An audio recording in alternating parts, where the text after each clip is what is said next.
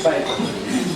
Namun sebelumnya, ini perlu kita saya sampaikan saya dapatkan materi ini di atas adalah untuk manfaatnya sehari-harian sebelum kita masuk ini, tapi dibagikan oleh teman-teman panitia. Yang pertama adalah untuk mengukur manfaatnya, untuk mengukur ketercapaian tujuan. Ya, ini yang minimal tujuan pembelajaran kita tahu apakah tercapai atau tidak. Yang pertama, yang kedua, untuk menentukan tuntasan belajar siswa baik tuntas individu atau tuntas indikator. Nanti juga bisa tuntas klasikal. Yang ketiga, ini untuk menuangkan deskripsi kemajuan belajar siswa dalam laporan penilaian atau dalam buku rapor ini.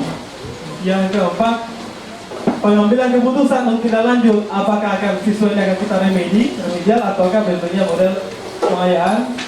Kemudian program kita ada program perbaikan. Jadi yang dulu dituntut oleh Pak Pengawas sebelumnya adalah program perbaikannya adalah perbaikan dalam hal program yang kita buat, ada program pengayaan atau program remedial, ada program yang kita buat. Kemudian ini tambahan di bawah, sebegitu saja untuk remedialnya. Untuk pelaksanaan remedial ini dapat bentuknya pembelajaran ulang dengan metode ini yang kita pakai ini Bapak Ibu. Pembelajaran ulang dengan metode dan media yang berbeda, boleh seperti itu untuk remedial. Bisa juga dengan belajar mandiri atau pembelajaran yang tidak ujikan. Itu untuk remedial. Ada juga yang saya dapatkan bahwa remedial itu adalah maksimal sampai 3 kali. Iya, remedial saya dapatkan semalam di Google. Itu adalah remedial, itu dilaksanakan sampai 3 kali. Kalau anak itu belum tuntas, nanti kesepakatan saja diambil nilai maksimal dari hasil dari apa kemudian pertama, kedua, ketiga itu. Jadi itu maksudnya itu tidak tuntas, kalau tidak tuntas, ataukah ada perlakuan yang diberikan oleh dari guru mata pelajaran untuk menuntaskan siswa itu, karena intinya siswa itu semuanya akan tuntas, persoalan waktu saja. Iya, intinya saya dapatkan itu semua siswa akan tuntas, persoalan waktunya dia diulangi berapa kali baru tuntas. Seperti itu, yang penting ada kemauan. Bukan berarti siswa yang diulangi berapa kali tapi dia tidak pernah ikut, bukan itu. Jadi yang normal ini, yang normal dia mau ikut. Saya pikir untuk yang ini untuk remedial. Kemudian untuk yang pengayaan ya, model pengayaan. Ya, ini dia. Semua siswa yang telah mencapai KKM itu idealnya bisa masuk pengayaan, tapi sebenarnya tidak semua. Tidak ada juga siswa yang tidak sudah tuntas sebenarnya, tapi dia pas-pasan. Pas-pasan nilai di KKM, tapi sebenarnya dia tidak perlu remedial lagi. Boleh pengayaan kalau mau, tapi daripada mengacaukan nanti kelas, lebih baik nanti dibutuhkan juga pengayaan. Ini pelaksanaannya, pelaksanaan remedial pengayaan idealnya adalah di luar jam pembelajaran. Idealnya adalah di luar jam tatap muka itu. Jadi kita ambil di sore hari atau apa. Hanya kemarin kita sempat perdebatkan adalah mengenai jam cadangan kemarin. Nah, yang sempat itu adalah kalian jam seperti ini. Yang seperti ini sampaikan sampai 4 kali pertemuan. Tapi di program saya buatkan 5 kali pertemuan. Biasanya saya gunakan dalam de facto-nya, dalam pelaksanaannya saya gunakan ke sana. Walaupun sebenarnya remedial idealnya pengadanya saya dasarkan di sore hari. Tapi ada jam cadangan yang tidak tertuliskan yang benar, tapi ini mari kita bagaimana buat teknis strategi masing-masing untuk pelaksanaan remedial dan pengayaan ini. Oke, saya pikir itu untuk yang mengenai pengayaan ini dan remedialnya.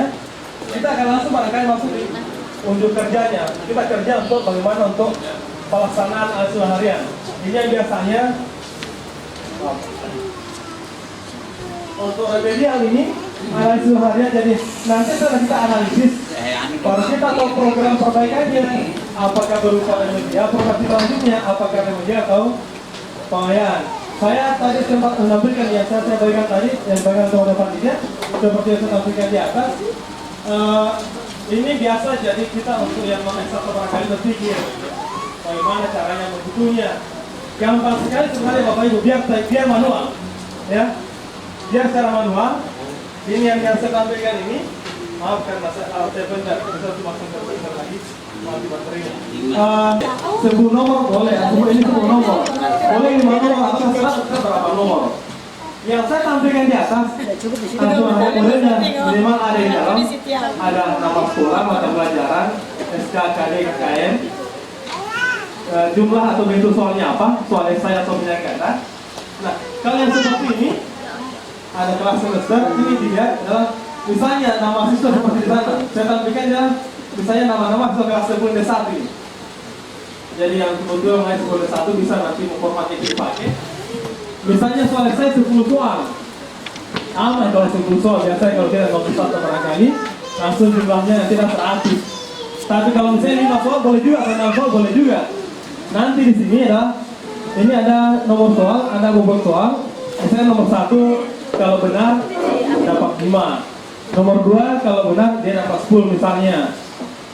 Sampai ke nomor 10 ini skornya adalah 15 atau poinnya adalah 15 kalau benar.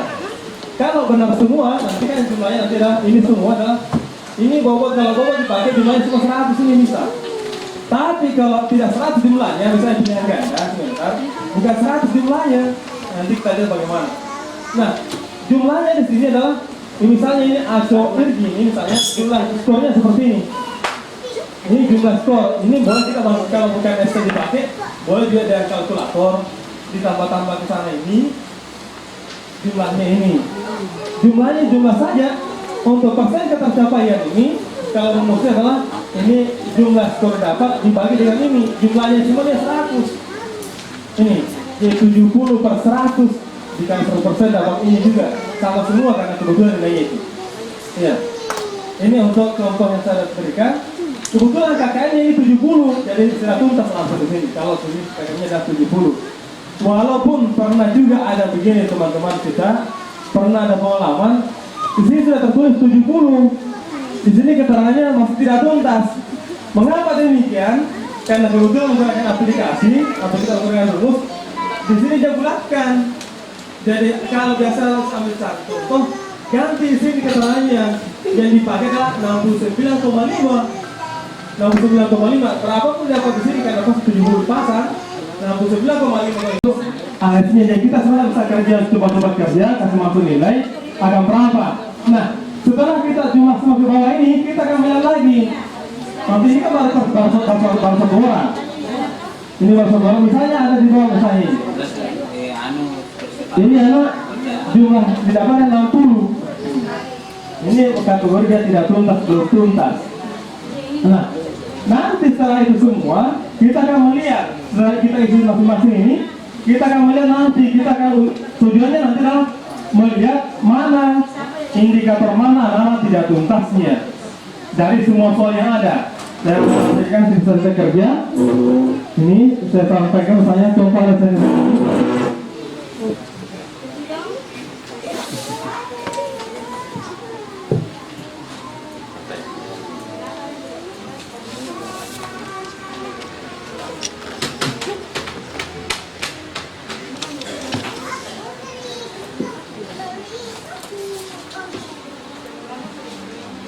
Oke, misalnya untuk soal nomor 1, 2, 3 tetapi nomor 1, 2, 3 menjadi persennya ya 375 per 400 sama dengan 94%. Itu soal nomor 3. Ini adalah kita berindikator ya. Soal yang saya tampilkan semester 10 ada 10 indikator misalnya.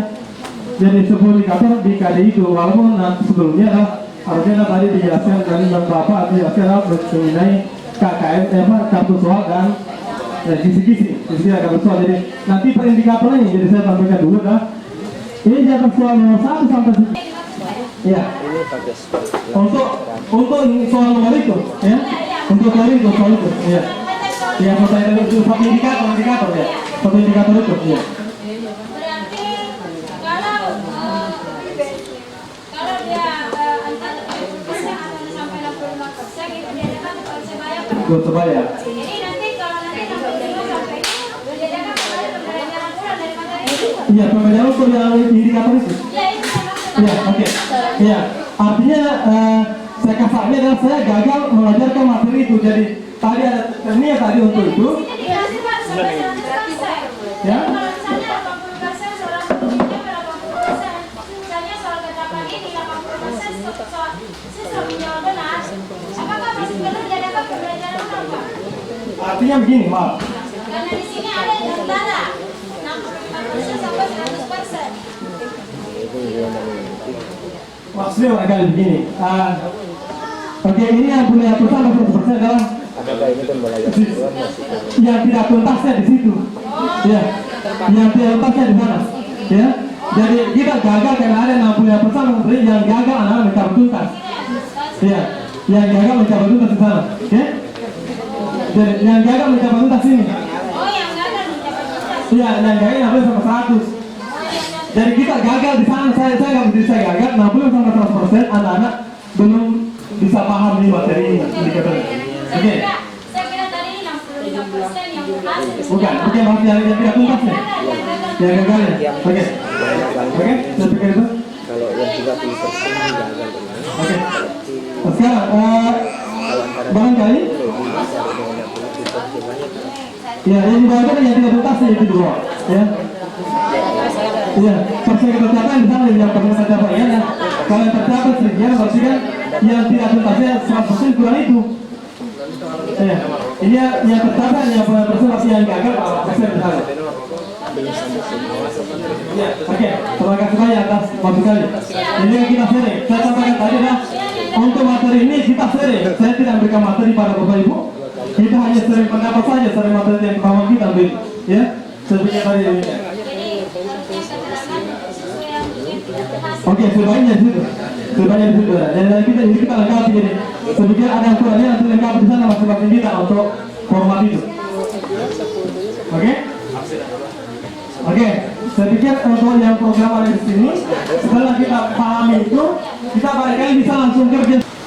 Barangkali itu Bapak dan Ibu. Jadi nanti sebentar ini akan disiapkan sesi tanya jawab. Jadi barangkali ada bagusnya kita berikan waktu kepada pemateri untuk menyelesaikan materi ini. Sekali lagi kami mohon maaf. Nanti kita berikan waktu untuk sesi tanya jawab.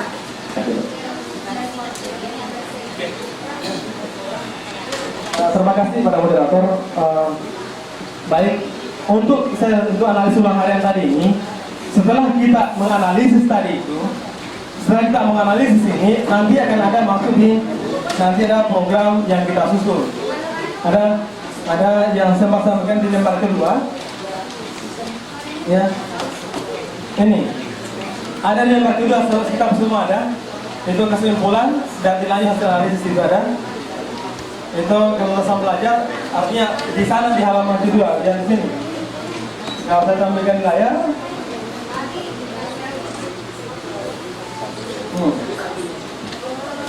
Ini ada program selanjutnya. Ya. Jadi kelulusannya ini nanti sini ada berapa banyak yang sudah tuntas.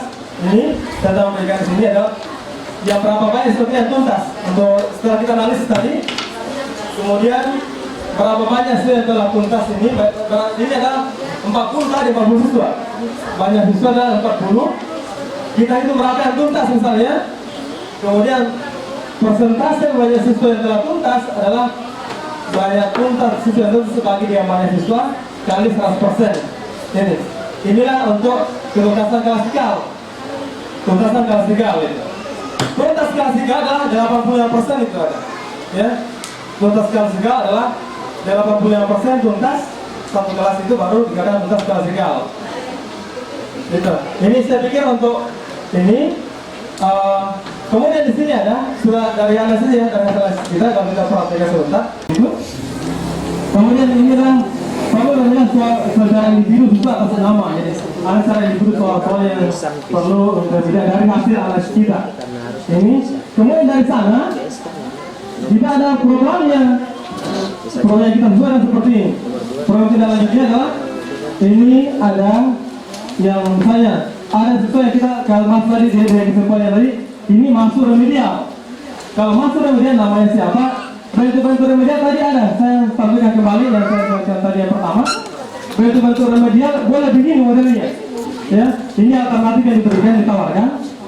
Bantu remedialnya ini perlakuan boleh ini 1, 2, 3, 4. Semuanya diakhiri dengan ulangan. Itu kalau remedial. Ya. Jadi semua tadi ini, jadi ada nama siswa yang kita putuskan, kemudian kumpulkan tadi hasil analisis ini masuk remedial. indikator seberapa atau berapa dia remedial, bentuk perlakuannya apa, ini bentuk perlakuannya di sini. Itu untuk yang dari hasilnya nanti ada setelah hasil ulangan. Nanti hasil jika kembali, saya sampaikan lagi setelah remedial itu adalah kita maksimal 3 kali remedial saja. Maksimal 3 kali remedial. Kemudian kalaupun tidak tuntas, nanti diambil nilai skor tertinggi dari yang dicapai itu. Atau masih mungkin ada perlakuan dari kita, saya dianggap ini anak tuntas. Itu untuk remedial. Kemudian di bawah yang masuk di pelayanan, di bawah yang masuk program pelayanan, tadi misalnya anak-anak kita ada yang tuntas, kan akan ribut. Jadi ya kalau ada indikasi itu ada remedial dari yang pelayanan perlakuannya begitu. Ada belajar kelompok, boleh belajar mandiri, boleh pembelajaran berbasis tema. Artinya berbasis tema begini, mungkin materi itu kita kaitkan dengan materi yang lain. Jadi adalah manfaatnya materi itu dalam kehidupan sehari-hari atau dalam pelajaran yang lain. Itu harus dipadatkan nanti dengan tema. Kemudian semua data kurikulum ini adalah misalnya ada materi-materi bahasa jangka sulit untuk anak-anak, itu yang diberikan kembali untuk yang pelajaran soal-soal jangka ekstra. Jadi biasanya soal-soal olimpiade barangkali yang satu atau soal-soal persiapan ujian nasional kalau masa bulan 2 misalnya. Jadi ini belum ada nama kurikulum ini. Hasilnya dia bukan ulang harian kalau pelayanan. Kalau pelayanan bukan berupa ulang harian, tapi dia berupa portofolio saja.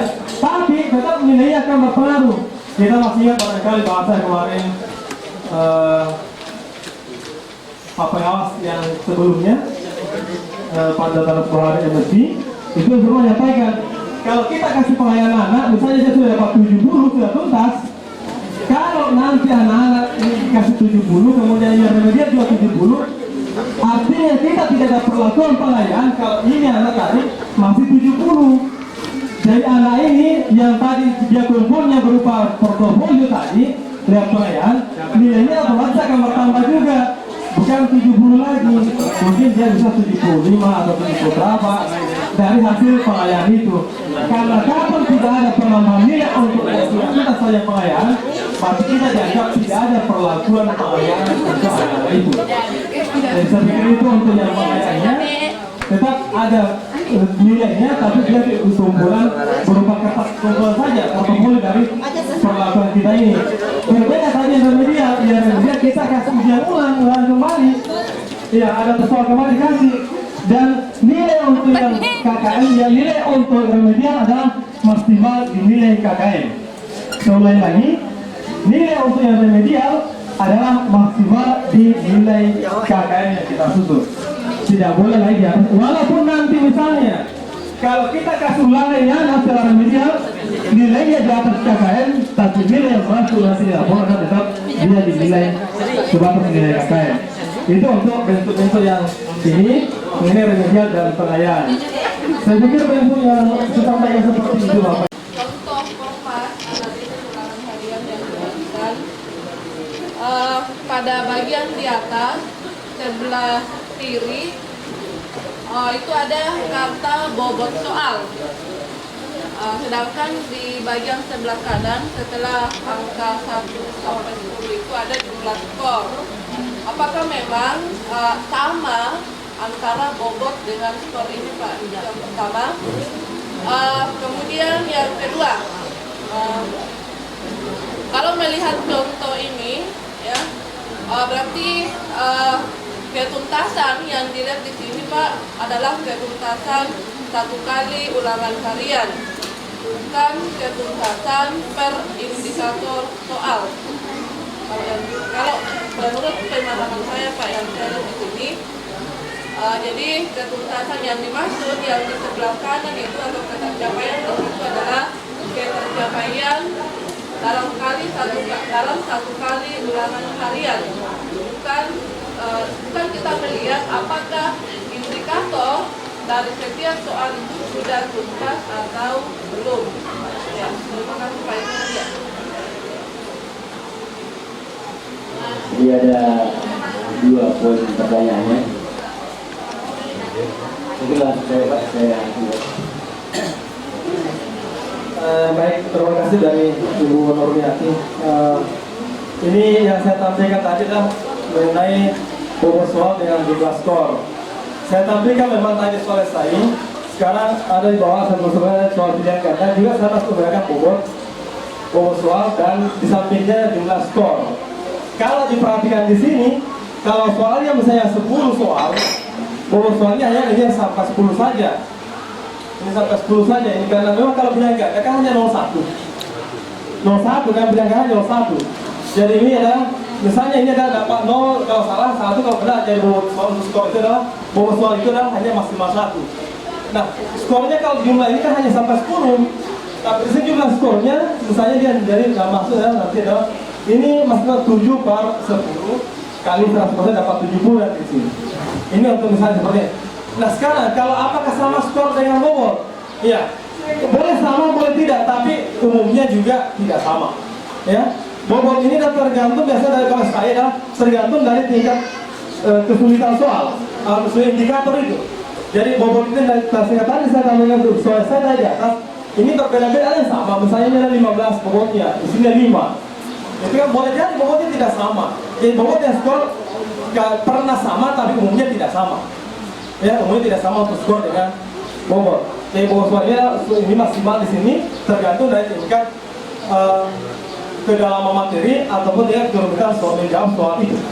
Untuk soal itu yang kita berikan, jangan sampai ini kan sebelumnya sampai di sini kita kan dilihatnya di rancangan sebenarnya, di rancangan penilaian. Tapi mungkin nanti dalam 3 tahun bahkan kalau saya ada di rancangan kita buat rancangan analisis ini untuk melihat sampai di mana nanti bobot soal yang kita ujikan di sana. Jadi tergantung dari ini. Maaf kalau saya ada tampilan seperti ini.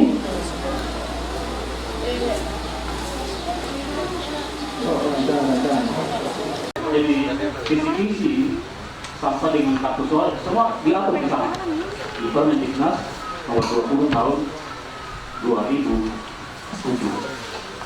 Ya, kalau kita lihat kita lihat bahwa saya menjelaskan sedikit, saya belum masuk kisi-kisi. Jelaskan sedikit tentang bahwa secara garis besar fungsi dari penilaian aksi belajar itu ini ada 3. Kita lihat yang pertama adalah alat untuk mengetahui ketercapaian tujuan pembelajaran. Nah, dengan fungsi ini maka penilaian harus mengacu pada rumusan tujuan pembelajaran sebagai penjabaran dari kompetensi mata pelajaran. Jadi penilaian kita ini itu mengacu pada rumusan pembelajaran, rumusan tujuan pembelajaran dan yang dijabarkan dari kompetensi setiap mata pelajaran. Kemudian yang kedua, penilaian yang kita lakukan itu diharapkan menjadi umpan balik bagi perbaikan proses belajar mengajar kita. Perbaikan mungkin dilakukan antara lain dalam hal tujuan pembelajaran, kegiatan, atau pengalaman belajar siswa, strategi pembelajaran yang digunakan guru, kemudian media pembelajaran ini. Yang ketiga, jadi fungsi penilaian yang ketiga adalah dasar dalam menyusun laporan kemajuan belajar siswa kepada orang tuanya. Ini sebenarnya yang yang masih kurang kita lakukan. Ya.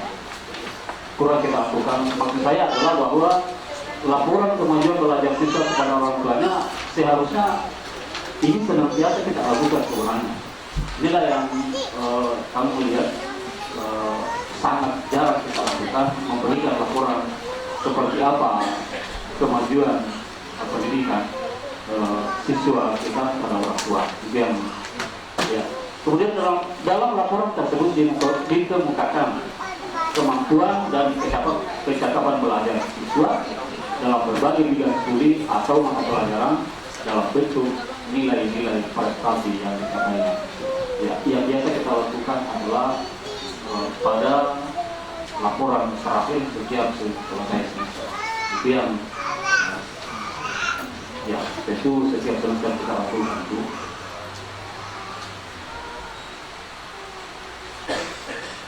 Kemudian berikutnya, ya, dalam melakukan penilaian hasil belajar ada beberapa langkah yang perlu dilakukan. Akhirnya ini jadi apa namanya untuk memberikan evaluasi kepada anak kita. Langkah yang kita lakukan ini ada 9. Yang pertama adalah penentuan tujuan tes, kemudian penyusunan kisi-kisi. Nah, ini yang akan kita bahas hari ini, yang akan kita diskusikan hari ini, penyusunan kisi-kisi. Kemudian selanjutnya adalah penulisan soal. Jadi nanti setelah biasanya kita terbalik biasanya. Yang kita dahulukan adalah memperhatikan soal, baru diikuti. Itu yang banyak sekali kita lakukan karena memudahkan kita sebenarnya. Padahal yang benar itu adalah penentuan dulu tujuan tesnya seperti apa, kemudian kita menyusun kisi-kisi, lalu penulisan soal. Kemudian berikut yang sangat barangkali belum pernah kita lakukan adalah penilaian soal untuk mendapatkan validasi soal. Kemudian yang kelima adalah perakitan soal menjadi perangkat tes. Lalu uji coba soal, sebenarnya soal yang sering kita berikan kepada anak, sebenarnya itu juga sekaligus sebagai uji coba. Cuma tidak pernah kita menilai soalnya. Ya, kita menilai soal. Kemudian yang berikutnya adalah ini seandainya bisa kita lakukan ada bahan soal, maka saya kira kita sudah tidak repot sebenarnya untuk membuat soal. Bisa dari bahan soal itu kita petik soal yang sesuai dengan tujuan penilaian. Kemudian berikutnya adalah penyajian tes para siswa, dan yang ketiga adalah scoring atau pemeriksaan jawaban siswa. Yang berikut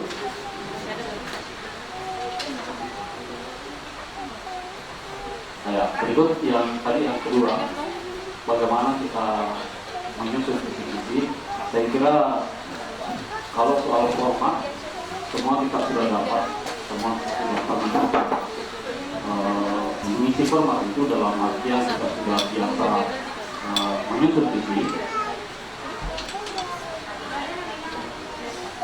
Ya, sebelum kita masuk pada bagaimana kita langkah-langkah yang akan kita ambil dalam menyusun kisi, kita lihat pengertian. Kisi-kisi adalah jadi dia formal. Kisi-kisi itu formal berupa materi yang memuat pedoman untuk menulis soal atau merakit soal menjadi suatu tes. Kisi-kisi berfungsi sebagai pedoman dalam penulisan soal atau dalam melakukan praktik teks. Jadi kisi-kisi itu adalah pedoman untuk pembuatan soal.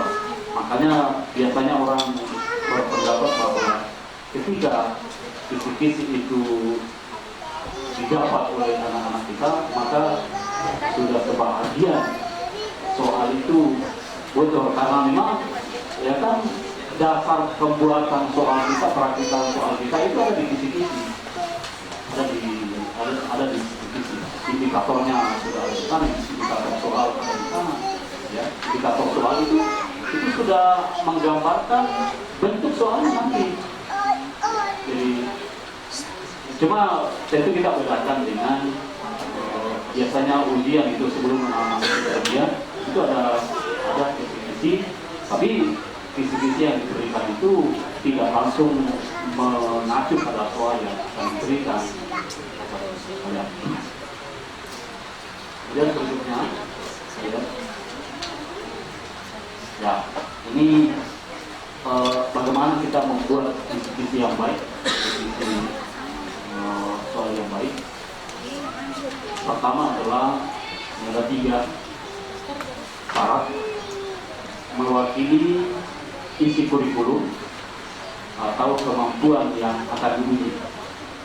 Jadi mewakili isi kurikulum atau kemampuan yang akan diuji. Kemudian yang kedua komponen-komponennya rinci, jelas, dan mudah dipahami. Ya. Dulu yang ketiga, soal-soalnya dapat dibuat sesuai dengan indikator dan bentuk soal yang ditetapkan. Ini visi. Dulu pernah kalau tidak salah tahun 98 barangkali membuat soal membuat soal untuk semester itu kita ada visi-visi diberikan dari Dikbud dulu. Cuma waktu itu ini nggak susah kita membuat soalnya karena memang kita susah memahami visi yang diberikan.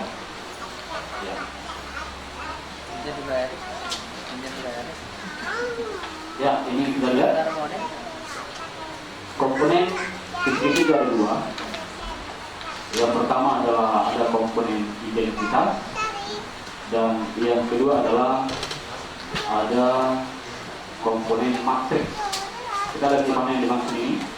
Kita sudah paham ini komponen identitas yang ada di bagian atas itu. Kalau kita ambil formatnya, ada bagian atas itu jenis institusi atau satuan pendidikan yang paling umum, kemudian program, studi, mata pelajaran, kurikulum yang diacu atau digunakan, kemudian jumlah soal dan soal yang tidak perlu mengenai ini. Selanjutnya adalah, ini yang penting, yang sangat esensial di dalam visi itu adalah kelompok matriksnya yang terdiri dari di dalamnya berisi kompetensi dasar, kemudian materi yang akan diberikan atau yang akan diangkat soalnya. Berikutnya adalah indikator soalnya, dan yang keempat adalah nomor urut soal. Ini yang umum. Sebenarnya ada juga kisi-kisi yang memuat tentang tingkat. Ada satu matriks, satu kolom itu di matriksnya ini tingkat kesulitan soal. Biasanya juga ada yang memasang itu, ya. Ada yang memasang itu, sehingga di sana biasa dituliskan ada kategori C1 soalnya C1 sampai dengan C6 itu C5 itu yang biasanya ada juga gitu. Ya, kita lihat ya, itu saya kira sama-sama kita memahami bahwa pada kolom kompetensi dasar itu yang kita inginkan ya tentu kompetensi dasar yang akan kita angkat soalnya nanti. Jadi, ini pengertian ini yang saya berikan. Kompetensi dasar itu maksudnya adalah kemampuan minimal yang harus dikuasai siswa setelah mempelajari materi pelajaran tertentu. Kompetensi dasar ini diambil dari kurikulum. Jadi kurikulum itu memang sudah disiapkan kompetensi dasar. Materi. Materi merupakan bahan ajar yang harus dikuasai siswa. Ini pengertian materi. Materi adalah bahan ajar yang harus dikuasai siswa berdasarkan yang akan diukur. Jadi materi yang akan kita tampilkan itu adalah materi yang akan kita angkat soalnya. Karena soal nanti itu akan memberikan gambaran tentang untuk mengukur materi yang dikuasai oleh siswa kita. Penentuan materi atau bahan ajar yang akan diambil disesuaikan dengan indikator yang akan disusun. Untuk pembuatan soal, kita harus bisa memilih esensial. Jadi memang langkah pertama untuk memilih materi yang akan kita angkat itu adalah materi yang esensial. Ya, materi yang esensial. Jadi memilih esensial yang akan dikeluarkan dalam tes. Untuk materi esensial kita dapat berpatokan pada kriteria berikut ini. Jadi ini kita lihat bagaimana memilih, cara memilih materi-materi yang dimaksud dengan esensial di sini. Nah, ini dia. Jadi materi yang dinyatakan sebagai materi yang esensial itu adalah materi itu merupakan materi lanjutan. Jadi misalnya kalau kita di kelas 2, di kelas 11, mengajari kelas 11, materi itu sebagian sudah pernah diberikan di kelas 10 misalnya. Ya, kemudian berlanjut di kelas 2, jadi merupakan materi lanjutan. Kemudian ya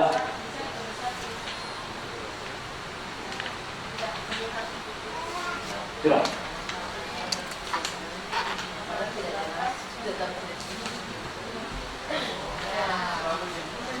Kalau sekali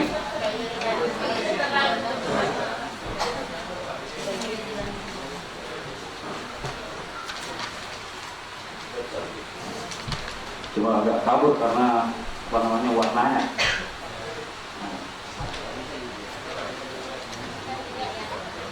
Ya, baik, yang kedua adalah ini materi esensial, pendalaman dari satu materi yang sudah dipelajari sebelumnya. Ini yang saya sampaikan. Kemudian yang ketiga adalah merupakan materi yang penting yang harus dikuasai oleh siswa. Ya, jadi sebenarnya semua materi penting, tapi ada kan materi yang dianggap sangat penting untuk diketahui oleh siswa. Ini itu esensial. Kemudian yang keempat adalah merupakan materi yang sering diperlukan.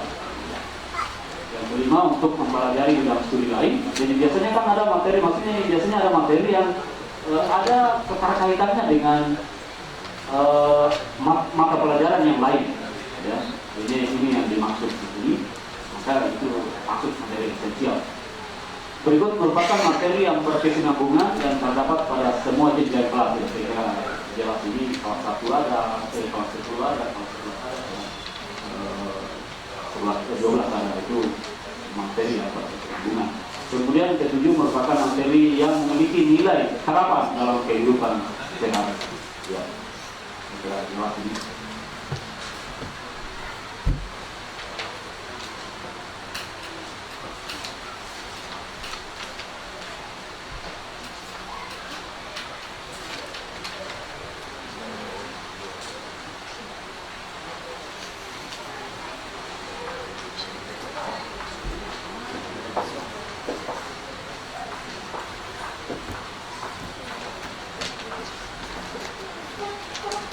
Ya, dua berikutnya adalah indikator. Kita lihat ini adalah definisi tentang indikator. Apa itu indikator? Indikator itu berisi ciri-ciri yang dapat diukur sebagai petunjuk untuk membuat soal. Jadi berisi ciri-ciri yang dapat diukur sebagai petunjuk untuk membuat soal yang kita kenal indikator. Indikator dikembangkan sesuai dengan karakteristik siswa, kemudian mata pelajaran, satuan pendidikan, potensi daerah, dan dirumuskan dengan kata kerja operasional. Ini yang penting. Nanti saya akan tampilkan juga contoh-contoh mana yang termasuk kata kerja operasional. Ya. Ya. Jadi yang terukur dan atau dapat diobservasi. Dan selanjutnya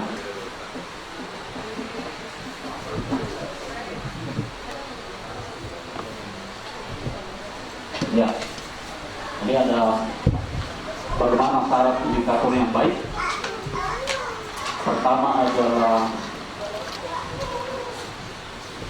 memuat ciri-ciri kompetensi dasar yang akan diukur, kemudian memuat kata kerja operasional yang dapat diukur. Jadi kata kerja operasional ini masuk ini, memuat kata kerja operasional yang dapat diukur.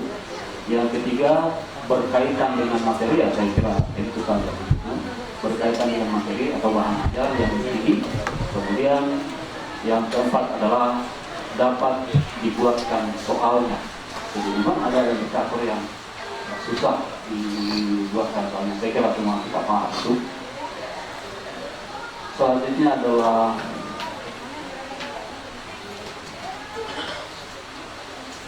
ya. Nah, teknik perumusan indikator ini contoh ini. Ya. Bila soal terdapat stimulus maksudnya ada apa namanya, penjelasan sebelum masuk pada soal, ada misalnya ada data-data yang diberikan sebelum masuk pada soal. Jadi, maka oleh rumusan indikatornya misalnya disajikan data-data seperti ini misalnya, gitu, disajikan. Jadi apa yang disajikan tidak boleh, misalnya kalau ideologi itu ada gambar, apakah itu gambar kepala misalnya, atau gambar pencernaan misalnya, ya. Jadi siswa dapat menjelaskan apakah itu fungsi dari misalnya salah satu bagian dari kepala, salah satu bagian dari pencernaan, itu ya. Kemudian bila soal tidak terdapat stimulus, maka rumusan indikatornya adalah siswa dapat, jadi langsung siswa dapat membedakan, siswa dapat menentukan, misalnya siswa dapat menyebutkan dan seterusnya. Jadi kalau tidak ada stimulus atau terang-terang lain di atasnya sebelum masuk pada inti soal, inti pertanyaan, inti soalnya, dibuat seperti ini. Kemudian selanjutnya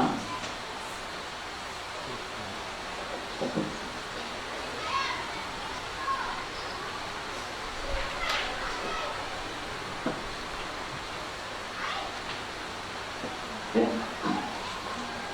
Nah, ini contoh, ini anak contoh saya, contoh indikator soal ya. Disajikan sebuah teks rebut tentang hewan. Siswa menentukan gambaran umum teks tersebut dengan tepat. Nah, ini maksudnya begini. Di dalam indikator itu, di dalam indikator soal itu diharapkan ada apa namanya? Ada ini misalnya ini. Jadi ada gambaran tentang kondisi di dalam soal itu.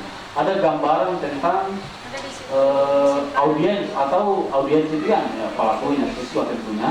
Kemudian ada behavior, bahasa Inggris itu behavior ada perilaku ya, perilaku. Jadi ada perlakuan siswa di dalam. Kemudian ada degree. Ya, kalau tidak salah ini adalah ada sebutan atau ada predikat barangkali bahasa Inggris, ya Pak? Ya, katakan. Ya. Jadi di sini disajikan sebuah teks tersebut tentang hewan, siswa menentukan gambaran umum teks tersebut dengan tepat. Jadi yang berwarna biru ini adalah sebuah kondisi. Jadi sama tadi itu kalau kita berikan data, berikan gambar, itu adalah kondisinya, itu adalah kondisi dari indikator yang ada. Kemudian tentu yang audiensnya siapa ya, itu siswa. Selalu ada kata siswa di dalam. Kemudian menentukan gambaran teks tersebut itu adalah perlakuan atau ya, perilaku siswa. Kemudian intinya adalah dengan tepat. Jadi di indikatornya itu selalu harus ada diupahnya selalu ada kata dengan tepat, karena harapan maksimal dari soal itu adalah siswa kita itu diharapkan bisa melakukan apa yang diminta oleh soal itu dengan tepat. Itu harapan maksimal kita ya. Makanya harus selalu dinyatakan dengan tepat.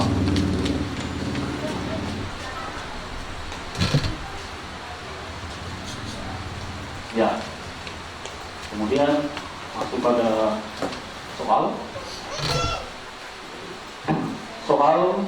disusun berdasarkan indikator. Untuk di sekolah biasanya kita sering memakai dua jenis soal, yaitu soal pilihan ganda dan soal uraian. Jelas masing-masing memiliki keunggulan dan keterbatasan. Kita lihat ya. Jadi memang saya jelas ini bahwa kita sama pahami bahwa soal itu ada dua jenis. Ya, pilihan ganda dan uraian.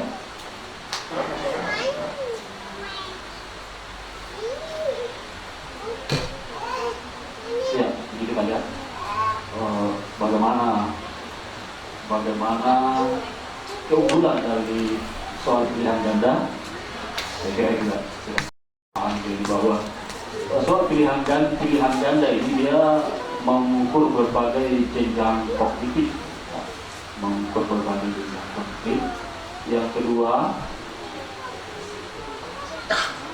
penskorannya mudah, cepat, objektif, dan dapat mencakup ruang lingkup atau bahan materi atau karir yang luas. Saya kira ini jelas sekali. Kemudian yang ketiga adalah bentuk ini sangat tepat untuk ujian yang pesertanya sangat banyak atau sifatnya asal. Jadi yang kita lakukan selama ini ya sudah kena ini bagian ketiga, bahwa ini kita banyak ya, sehingga kita berpikir bahwa soal yang kita berikan untuk ulang semester dan kemudian itu adalah pilihan ganda. Kemudian berikut ini adalah keunggulannya, keterbatasannya ya, apa sama dengan kelemahannya, memerlukan waktu yang relatif lama untuk menuliskannya ya, sulit membuat perintuhnya yang homogen dan berfungsi. Yang ketiga adalah terdapat peluang untuk menebak kunci jawaban. Ini kelemahan yang paling satu orang ini ya, yang paling tidak kita harapkan ini adalah ini yang bagian ketiga, terdapat peluang untuk menebak kunci jawaban.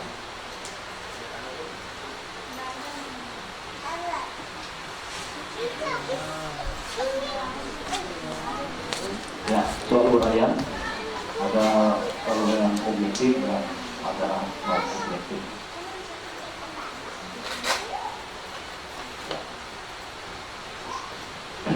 Soal uraian merupakan soal ini ada kesalahan. Soal uraian itu adalah suatu soal yang jawabannya menentu sesuatu untuk mengingat dan mengorganisasikan gagasan-gagasan atau hal yang telah dipelajari dengan cara mengemukakan algebra atau metodologi. Soal uraian terdiri dari soal uraian objektif dan soal uraian non objektif. Kita lihat.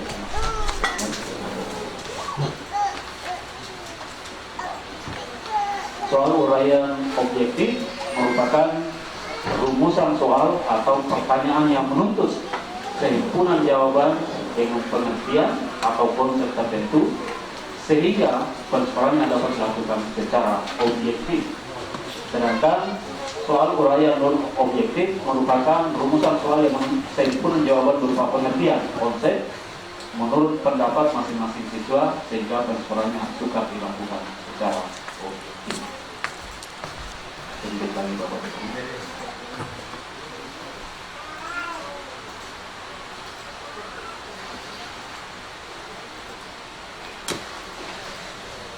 Ya, ini keunggulannya dari soal uraian. Pertama adalah dapat mengukur kemampuan siswa dalam hal mengorganisasikan pikiran, mengemukakan pendapat, dan mengekspresikan gagasan-gagasan dengan menggunakan kata-kata atau kalimat siswa sendiri. Yang kedua, meningkatkan kemampuan siswa dalam menyampaikan gagasan atau pendapat.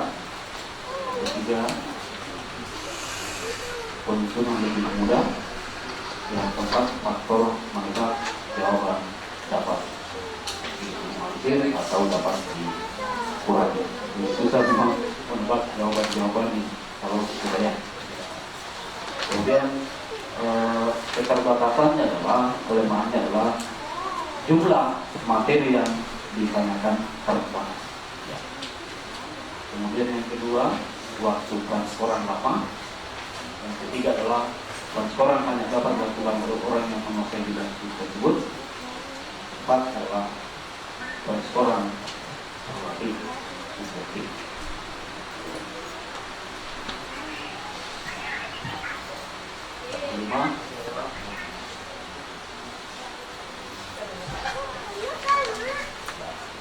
adalah orang yang bisa lebih rendah daripada untuk soal pilihan ganda. Jadi ini yang saya Bapak dan Ibu. Jadi yang terpenting kita ini adalah kan semua kita sudah biasa membuat visi-visi, semua tidak biasa membuat visi-visi, tapi soal pedoman itu yang barangkali belum kita dapatkan bagaimana membuat visi-visi yang baik. Ini tadi saya sedikit memberikan itu, sehingga saya kira yang lebih bagus adalah kita mencoba membuat itu. Tadi ada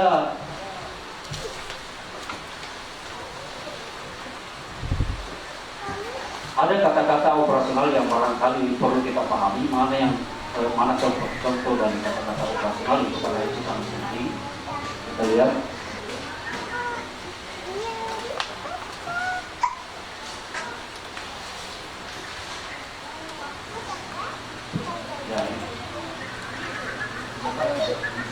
Ya, contoh kata kerja operasional.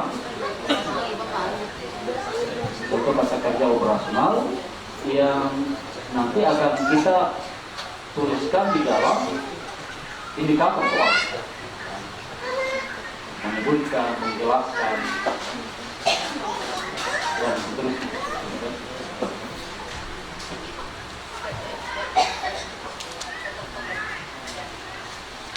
Menyebutkan, menjelaskan, menggambar, menghitung, mengidentifikasi, menunjukkan, memasangkan, menandai. Ini contoh kata-kata operasional bisa kita tuangkan di dalam indikator soal. Selain itu, saya juga memberikan beberapa contoh kata kerja non operasional. Jadi mengetahui. Ya, ini tidak operasional karena kenapa disebut tidak operasional? Karena tidak bisa terukur. Ya. Saya berikan contoh misalnya di dalam kisi-kisi itu di indikatornya, di situ dinyatakan siswa dapat mengetahui, misalnya siswa dapat mengetahui fungsi dari otak misalnya, fungsi dari pencernaan misalnya. Nah, kalau kita buatkan soalnya, bagaimana kita membuat soalnya? Mengetahui itu ya kan tidak bisa kita ukur. Kemudian begitu juga dengan kata menghayati, kemudian memahami, menguasai, kemudian menikmati, menghargai dan seterusnya dan lain segala. Kemudian berikutnya adalah kita lihat yang terakhir adalah Bapak dan Ibu sekalian. Cuma sayangnya saya tidak sempat membuat contoh, ya. Tapi kan saya tadi minta kepada panitia ada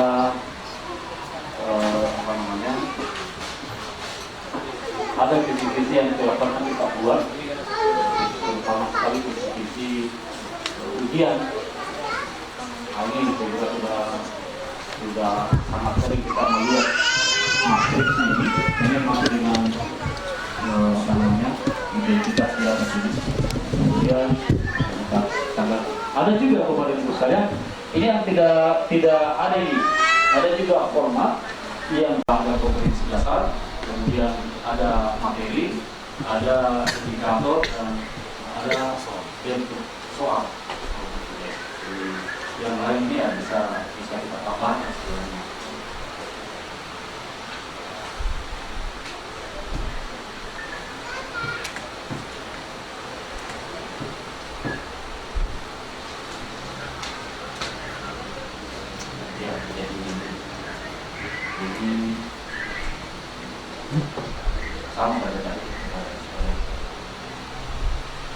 Nah, selanjutnya adalah nanti dari sini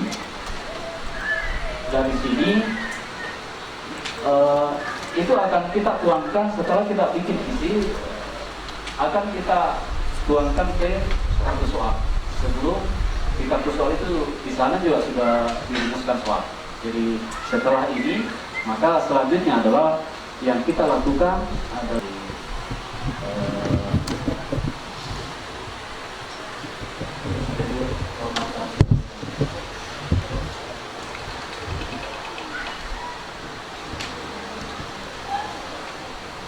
adalah format kartu soal untuk pilihan ganda. Kemudian ada juga format kartu soal untuk Ubaya. Jadi pelajaran kemudian kompetensi dasar. Ada yang saya katakan tadi bahwa yang paling esensi itu tadi kompetensi dasar, kemudian soal, kemudian tulisan, soal jawab. Terakhir untuk Ubaya. Ada dua saudara di bidang ganda, jadi saya tidak perlu menunjukkan. Tadi soal Ubaya hampir sama saya kira. Jadi kompetensi dasar, kemudian ada materi, di bawahnya ada indikator. Jadi ini kan semua kan berasal dari sudah ada semua di kisi-kisi soal. Jadi tinggal kita hanya memindahkan sebenarnya tulisan-tulisan itu atau kompetensi dasar, ada materi di kisi-kisi, sudah ada materi di indikator sudah ada di sana. Kemudian hanya pilihan di sini adalah ini ada buku sumber dan sudah ada soal. Jadilah soal itu. Jadi barangkali saya kira untuk sementara silakan. Ya sebenarnya maunya kita ini adalah kita mencoba membuat isi sampai pada soalnya. Itu yang sebenarnya kita harapkan supaya kita bisa langsung praktek, kita bisa paling tidak kita belajar gimana kira-kira kesalahan. Jadi saya kira untuk sementara saya mohon maaf apabila penyajian ini tidak begitu maksimal. Saya kira untuk sementara demikian saya serahkan kepada saudara.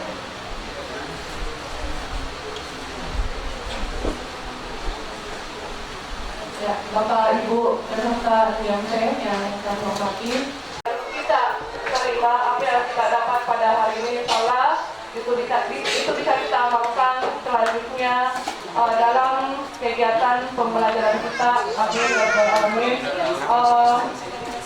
Dengan ucapan alhamdulillahirabbil alamin, pertemuan MDMP sesi yang kedua ini kita akhiri. Assalamualaikum warahmatullahi wabarakatuh.